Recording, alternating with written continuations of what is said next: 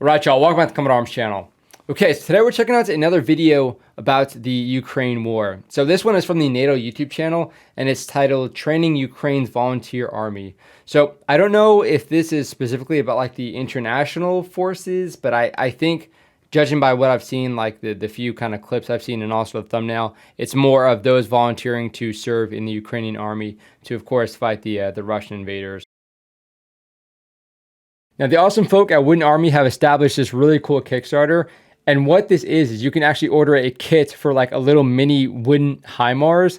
Really, really cool. I'll put like a video after this so you guys can kind of see what it looks like. And this was kind of inspired not only by the wooden HIMARS decoys that, the Ukrainians have been using, but also because, the HIMARS have been kind of like a symbol of resilience for Ukraine, which is pretty badass.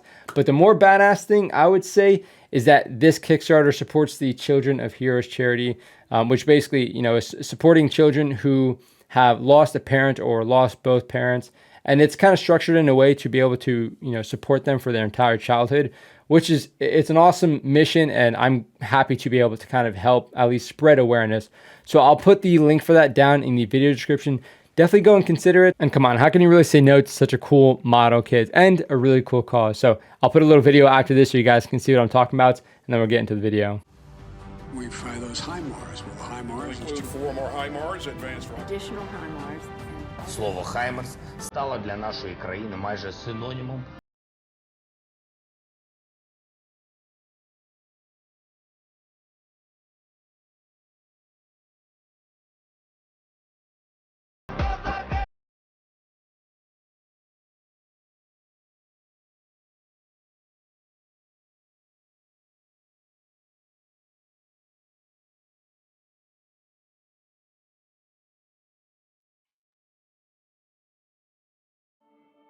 І потрібно вже пошвидше закінчити цю війну і звільнити нашу Україну нарешті від ворога. Absolutely, man. Я не думав, що стану військовим. Були інші плани на життя, але сталося так. Yeah, that's true. I mean, again, this has been going on for, a little over a year now, almost a year and a half. And it's pretty gnarly to think, 2 years ago, 3 years ago, even with what happened in Crimea and whatnot in 2014, people had a bunch of plans, and this just completely derails their entire way of life. So it's important to consider a lot of these guys who are fighting for Ukraine didn't ever sort of see themselves as a soldier. I know, you think of like an army, you think of people who are like volunteering because they wanted to join the military. Of course, for me, I always wanted to join the military, but I understand people who didn't really have that intention initially, who are going out and volunteering for the military to, fight for their freedom. It really means a lot. And I still can't fully understand what that sacrifice is like, but I can really sort of appreciate what it means or what it must mean for them to have to do that. Since the UK-led training to the Armed Forces of Ukraine started in June 2022, over 10,000 soldiers have been Got a lot of chest hair. Back to Ukraine. Okay, so this has been going on for a while, so they've definitely gotten a lot of lessons learned. But this is by far the most important thing I've ever done. Dude, and exactly, like, this is why I would love to be going out and training these volunteers. Like, it is, first of all, these guys are going to use this skill. They are going back to their country and they're defending their country from these invaders. They're going to use it. They're going to need to rely on it. So you need to do it right, and you need to get like a good standard. I'm not sure how much time they're given, but again, like, in the infantry, we train for deployments and what have you. We do workups. We spend almost like a year, sometimes more than a year, training for a deployment.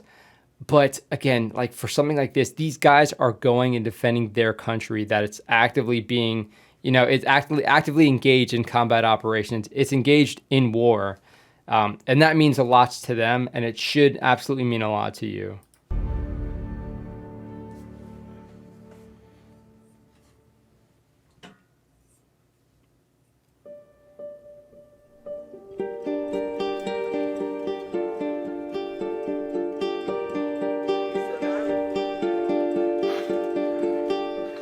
Gnarly conditions, man. Oh, they got a dog too.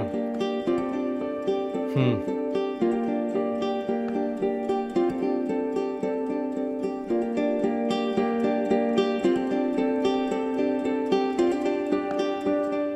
run a 5-week basic combat course. It is every day, 24 hours a day, 7 days a week for that period. The focus 5 of the weeks, course is okay. to give the volunteers to the Armed Forces of Ukraine the skills and principles to survive, fight and win. Yeah, so I also kind of wonder what it actually looks like in Ukraine, because I you know, with any sort of military, when you join, there's like a boot camp or sort of like basic training where you kind of learn how the military works, but also learn how to do your job in the military. So I wonder what it actually looks like if they were able to pass off some of those responsibilities to all these other countries, like NATO countries, to be able to provide like some specific or specialized training, or if it's just in addition to what they get, you know, just for going through their basic training or their sort of MOS training, their occupational training. Yeah, I wonder if they were able to pass off some of those responsibilities, because we've been seeing a lot of NATO countries, specifically the UK, Norway. I think it's called Operation Interflex, if I remember that correctly. A lot of countries are taking parts to assist in training up these troops, which is good to see. But again, I do kind of wonder if it's like supplementary training or if it's like, you know, the training that they're going to get. And if that's the case, 5 weeks is good, especially if you're, you know, kind of doing it nonstop. But yeah, I mean, it's not a whole lot. So they don't have a whole lot of turnaround time. So as far as going over a bunch of different like sort of infantry skills, it must be pretty tough and demanding for the instructors as well. Because for me personally, it's a good amount of time, but I would not want them to leave after that 5 weeks if I didn't think that they knew basically everything that I knew about the infantry or combat skills.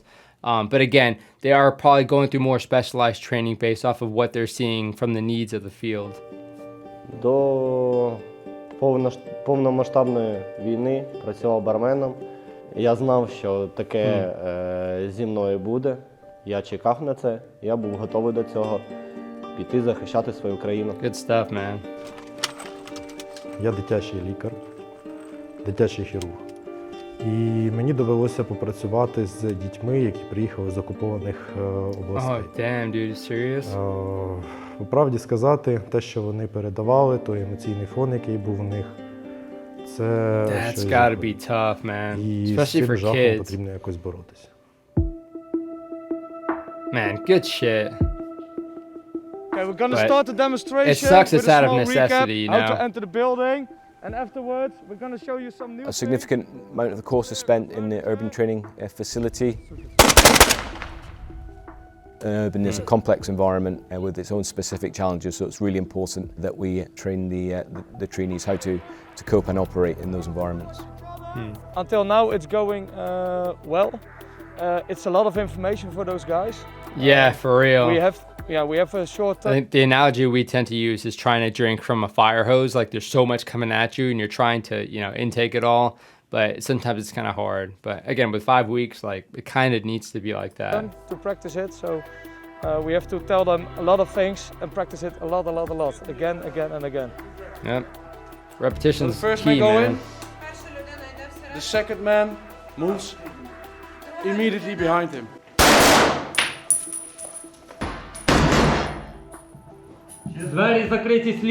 They have to try to make it similar as we do in every urban terrain. So you have to put a lot of different buildings to make it as realistic as possible. Pretty nice training environment We have though. training teams Like from legit Norway, houses. the Netherlands, Denmark, Sweden, and Finland, as well as UK and the Ukrainian national support element.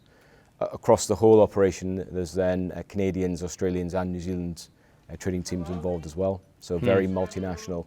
It demonstrates the shared values that nations in NATO and NATO partners have, both in the support to Ukraine and just working together. Those relationships are built on years of working and operating together in other operational environments. Lay down from my left and fill up. And it's weird to think, but like here in a few years, or I mean, really, we don't really know what the time frame is going to be looking like. The world is going to be looking at these Ukrainian volunteers, those who go out and serve in this war, and they're going to be trying to get their experience because, again, there haven't really been many modern sort of peer-to-peer conflicts like this, especially with, you know, a country or military as big as Russia's. Each lane and find your target, and then we will begin shortly. We're training basic marksmanship. The goal here is to have good groupings and to make sure that they pretty important. Use their sights correctly as well. Yeah, exactly. Using the sights. It's not always going to be like that, especially when you're like really CQB kind of stuff. And confidence and skills to handle a weapon safely, but also in a lethal manner to ensure that they can provide the best support to their units when they go back and are integrated into them.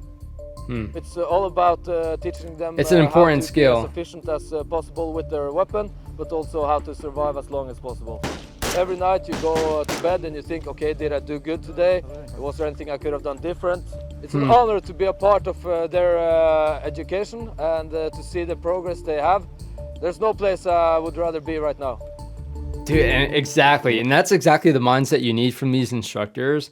But like you said right there, it's like, it's an honor to be that one that is giving them these crucial skills to have them be successful when they go forward. Now, marksmanship seems like a pretty rudimentary sort of thing. It's kind of hard to really get that proficient when you're talking about just 5 weeks of training. But depending on how you train it, and again, the focus, these guys are definitely going to be motivated. So that's not really an issue. But again, like the focus, showing that the instructors actually care, and, you know, making sure that those guys are stepping away from the range with at least the confidence that they're more proficient in shooting or, you know, whatever particular skill they're doing that day. Навчання проходить дуже добре. Для мене це нове все. Тому я намагаюся навчатися, як і мої побратими. Атмосфера у нас дуже добра. Ми намагаємося слухати наших інструкторів. У нас дуже добрий прогрес. Тому ми повернемось на Україну підготовлені захищати її. Oh yeah. I love the interviews, man. As well as focusing on the relevance of the course, we also focus on the realism and immersing the trainees in those realistic battlefield scenarios to help them to understand the effects that has on them mentally and indeed physically, and also to prepare them for the battlefield that they'll go back to. And again, with a lot of these guys, when they didn't sort of picture themselves being in a military position, that's really important. It's like going through that stress inoculation, putting them in a bunch of different scenarios, especially with compounding task or just compounding stress, and seeing how they react. Because again, they can, if they've never done anything like that, which, you know, a lot of them probably haven't, then it gives them the sort of ability to understand how they react to certain situations or what they need to focus on or what they might need to have on hand to assist in whatever sort of situation they felt like they didn't necessarily react to as proficiently as they should have. I mean, specifically when it comes to like medical stuff, there's a lot of things to consider, but it's like if you just have something simple like an acronym you can go off of, that really helps to sort of flesh out the steps that you need to actually handle. So you go step by step as opposed to trying to deal with, you know, too much at once. It's like a false bombardment that's come in and they've got to treat 2 casualties that are currently have been wounded. So it's up to the guys to understand what's wrong with them and then treat them. They get into it, making sure it's the very basic things like stopping massive bleeds, making sure the person can breathe and things like that. But it's been very, very good so far, and they're taking it on like board. the March acronym. Medical training is an important skill, and it's a focus on training soldiers to look after themselves should they become injured, but also to look after the soldiers left and right of them. Yeah, we've been seeing the Ukrainians have been doing a great job with making sure their guys are taken care of in that regard. Are going to happen over there for them to know this stuff is critical, and these guys are all over it. They're hardly put a foot wrong.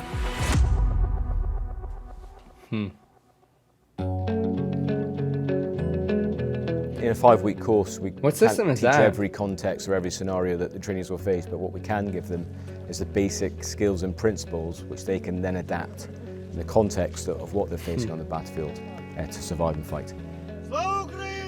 Героям слава! Україна! Понад усе! Україна! Понад усе! Україна! Понад усе!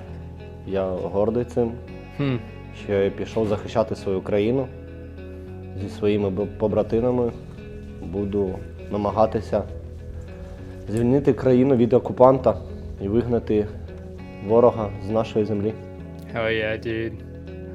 Man, that's motivating me. Тобто це підтримка, яку дають норвежці, британці і загалом вся команда, яка працює з нами, вона, її неможливо оцінити. Найважливіше, що ми зараз маємо на полі бою, те, що ми не самі, те, що ми з союзниками. Hell yeah, dude. You know, I tend to want to react to these videos because, again, I like to be able to sort of spread awareness to how the Ukrainians are training, who is supporting them, how they're doing in their operations, what they're having to deal with. But again, I end up just kind of getting just like really motivated by what I'm seeing because these guys are just some fantastic fighters and warriors. It is just awesome to see like the mindset, especially with these interviews, how they talk about that. It's hard for me. Again, I did volunteer for the military, but I didn't volunteer, you know, while the U.S. was actively under attack, while our country, our land, our homes were actively under attack. So it really means something else. We have something called the National Defense Service Medal, which is basically joining the military during like a time of war or a time of conflict. And, you know, that's one thing. For me, I thought it was pretty motivating when I signed up when we were in the global war on terror. But again, for something like this, it's just on a completely other level, and we can't really appreciate or understand it that much unless we've been in their shoes or kind of, you know, been able to understand what it means to join the military under those sort of circumstances. But again, for those instructors, I'm glad that they have some solid instructors who really understand the importance of what they're doing. And we've been seeing that specifically when it comes to like the Brits and the Dutch and also, you know, Norwegians. We've been seeing that with all those countries that are supporting it. The instructors really do care. I kind of wonder like how they actually pick the instructors. I imagine it's got to be a volunteer thing, but also like I feel like everybody would volunteer to do that. Again, for me, like whatever skill, whether it be like medical or CQB or just general sort of infantry tactics, fighting positions, I would absolutely love to dive into that sort of instructor role. But yeah, I'm not sure. We're not seeing it that much when it comes to the U.S. teaching the Ukrainians. At least I haven't found any videos specifically kind of showcasing that. So if you guys do have any videos about that, definitely send it my way so I can check it out. But I also haven't heard of a whole lot of supports as far as like instructor-wise, you know, equipment-wise. That's a whole nother story. But yeah, it's also good stuff. Yeah, it's really great to check out these videos, to get into their mindset, to get in even into the mindset of the instructors. It really allows us to understand how serious everyone is taking this, as they should. Yeah, let me know what you guys think, especially if you guys are from Ukraine, if you guys have went through this sort of training, this volunteer training from these other countries. Let me know how it was. Let me know how the instructor perspectives seemed from y'all. But from what I've seen so far, I've been nothing but pleased to see the mindset that everybody's in. Yeah, let me know what you guys think about the video. If you guys have anything similar to this, definitely feel free to send it my way so we can check it out on the channel. And again, just provide some more awareness to kind of what the Ukrainians are dealing with, what they're doing to get themselves ready for this war. But that's it for this video. I'll see you all in the next one.